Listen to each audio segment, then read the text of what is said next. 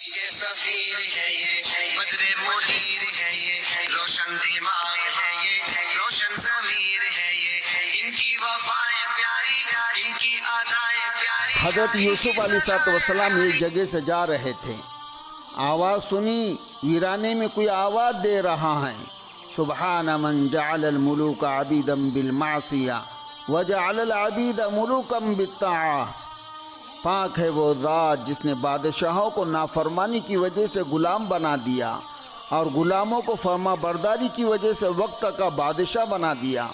سبحان اللہ، واقعی اللہ تعالیٰ ایسی ہی ذات ہے جو اس کی اطاعت کرتا ہے، اللہ تبارک و تعالیٰ اس کو دنیا میں بھی عزتیں دیتے ہیں۔ تو حضرت یوسف علیہ السلام نے پوچھا، اے بڑھیا تو کون ہے؟ کہنے لگی، میں وہی ہوں جس نے تمہیں سونے اور چاندی، ہیرے اور موتی کے بدلے خریدا تھا۔ اللہ اکبر۔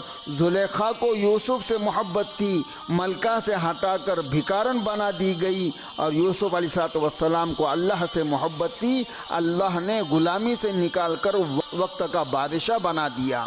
یہی نفسانی اور رحمانی محبت میں فرق ہوتا ہے۔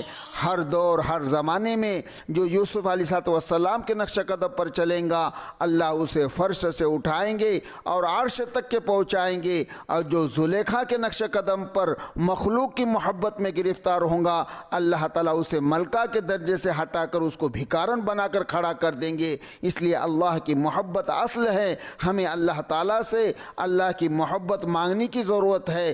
اللہ تعالیٰ کی محبت جب دل میں ہو تو پھر غم نہیں رہتا۔